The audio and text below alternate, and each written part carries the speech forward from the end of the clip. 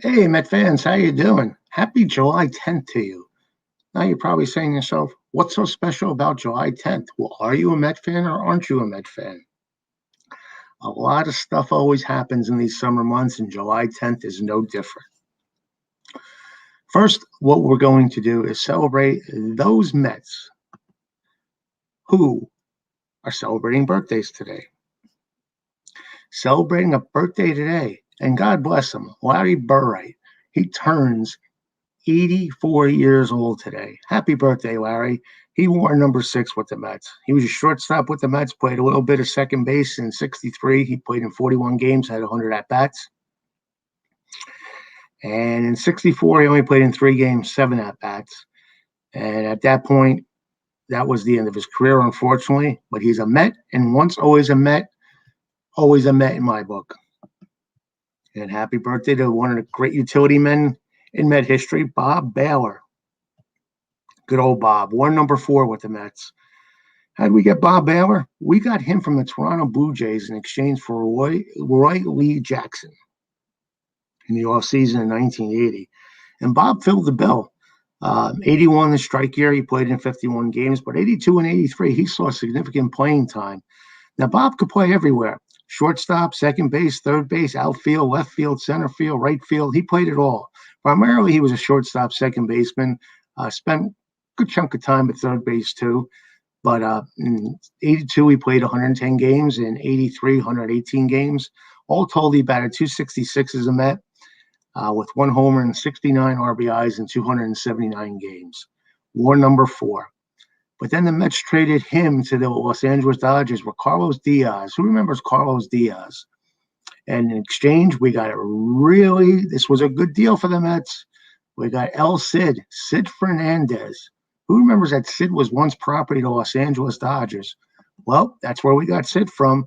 We got Sid and Russ Jones on December 8th, 1983 in that transaction. Not bad at all when you look at the big picture. Now, what do we want to do? We want to go into our Met Jeopardy and Met Trivia question of the day. This is always a fan favorite amongst you guys, and I'm glad you guys love it. I love doing it, and I know you guys love participating. Well, today's Met Trivia question of the day comes from me. And the question is, what position did Darryl Strawberry play 48 times with the Mets, but never with another team? And I'll give you the answer at the end of this YouTube cast. And our Jeopardy for today is 2 clues we're going to give you. First one is the only person to take part in both the Mets World Series championships and appear in the first 3 World Series for the team. And he received Most Valuable Player Award consideration despite batting only .243 for the season. That's your 2 clues. The only person to take part in both of the Mets World Series championships and appear in the first 3 World Series for the team. And he received Most Valuable Player Award consideration despite batting only .243 for the season. Check in later, lock in your answers. We'll tell you how you did at the end of this YouTube cast. Now, we're going to go back like we always do to this date in Met history and look back at a big game that happened for the Mets. And we're going to go and put our time machine hats, that's what I like to call this, our time machine hat, and go back to 1999. Subway Series. It was big at the time. It's always big, but it was really huge in the late 90s and 2000, 2001. And 1999 was no different. Going into this game, both New York teams had almost identical records. The New York Yankees were 51 and 34, and they came to Shea facing the second place Mets at 50 and 38. Big throng, a sellout throng of 53,972 came to Shea. And they watched Rick Reed go up against Andy Pettitte. Both starters would have a rough time of it and were both gone by the 6th inning. Now here's the lineups. That Yankee lineup was something else, as well as the Met lineup. Chuck Knobloch, second base leading off. Bernie Williams, center field, batting second. Should I do it like Bob Shepard? Paul O'Neill, right field, batting third. All right, enough of that. Derek Jeter, shortstop, batting fourth. Tino Martinez, first base, batting fifth. Scott Brosius, third base, batting sixth. Ricky Uday, left field, batting seventh. Jorge Posada, catching, batting eighth. And Andy Pettitte, pitching, batting ninth. Now, for our hometown Metropolitans, we had Ricky Henderson, left field, leading off. Edgardo Alfonso, second base, batting second. John Olerud, first base, batting third. Mike Piazza, catching, batting fourth. Benny Agbayani, right field, batting fifth. Robin Ventura, third base, batting sixth. Roger Cedeno, center field, batting seventh. Ray Ordonez, shortstop, batting eighth. And Rick Reed, pitching and batting ninth.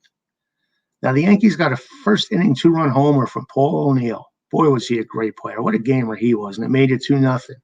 The Mets answered back quickly as Ricky Henderson, Hendu, led off with a single, stole second, and came in on Mike Piazza's double. Now, in the second inning, Roger Cedeno walked, then stole second and third base. He scored on Ray Ordonez's sacrifice fly, tying it up at 2. Now, in the home fourth, Benny Agbayani singled and was brought in on a Robin Ventura double. Cedeno bunted Ventura over, and Ray Ordonez drove him in on another sacrifice fly. The Yankees tied it with 2 homers by Jorge Posada.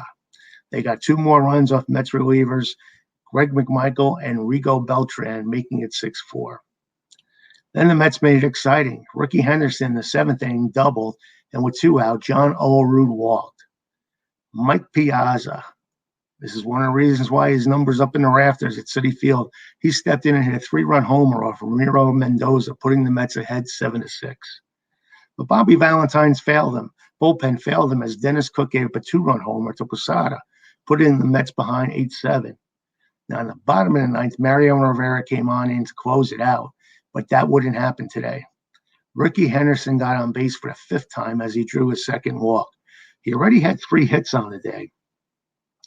Now, Edgardo Alfonso doubled, but Henderson was held up at third base, unable to score. John Olerud grounded out to first unassisted, and the Mets were down to their last out. Mike Piazza was the batter, but there was no way they were going to pitch to him, and he was walked intentionally. Matt Franco was brought in to pinch hit for Melvin Moore. Franco singled to right field, scoring both Hernandez and Alfonso with the walk-off game-winning run. The Met fans were ecstatic with the exciting Subway Series win. And the Mets took both games at 2 Subway Series games played at Chase Stadium that year. Who remembers that? That was a fun time, wasn't it? Those Subway Series games meant a lot back then. They still do, but it was really intense back then. What else happened on this day in Met history? Well, in 1998, the Mets trade Brian Bohanon to the Dodgers in exchange for Greg McMichael. In the team's game today, Benny Agbayani makes his major league debut. Benny was a fan favorite, and he was pinch running in the 9th inning of an 8-8 game. He slips trying to steal and gets run down. Another Met runner is doubled off in the second base in the 10th inning, and with those errors happening, the Expos won the game 9-8. What else is happening on this day? In 2009, the Mets traded Ryan Church for Jeff Francoeur, Frenchie, as we like to call him, in a trade of starting right fielders. And both of them were struggling at the time, and they were both on the bench, so I guess a trade was made to shake them both up. And what else we got going on? What's going on in the group? I'm so glad you asked, because we have the greatest baseball group in the world, New York Mets Baseball, A Way of Life. And if you're not a member of it, please do join. We're on Facebook. We have a great following, a lot of people participating every day, and a lot of good stuff talked about. And if you want to subscribe to this YouTube cast, we come up twice a day, once talking about the current events about the Mets, and the other one talking about this date in Met history like this one is. And subscribe, and you'll be updated when new ones come up. And if you like it, please like it. And you feel free to leave comments. And if you don't want to leave a comment here, feel free to email me at philstan41@gmail.com. Would love to hear from you. So one of the topics we were discussing was, Met question today was, if you were the Met GM, who would your top target be this trade deadline? Well, Mark Riegel says Chris Bryant. Dan Wiener says trade Conforto for high prospects. He's the dog. Mark Riegel says, Dan Wiener, that would be nice, but what team is willing to do that for this bum Conforto? 196 average, stuck with the disaster. So I guess we'll just have to wait and see what happens there, don't we? And then I asked, the other day about the designated hitter. We went into that pretty good. You guys go and join the group and find out what everyone was talking about that. A lot of interesting comments about that. And like I said, every day we have good stuff. Every day we have good stuff. So please do join. And now we want to get back and tell you what the answers were to our Jeopardy and trivia question of the day. Don't we? Don't we? Okay, here's the first one is the trivia question. The question was, what position did Darryl Strawberry play 48 times with the Mets, but never with another team?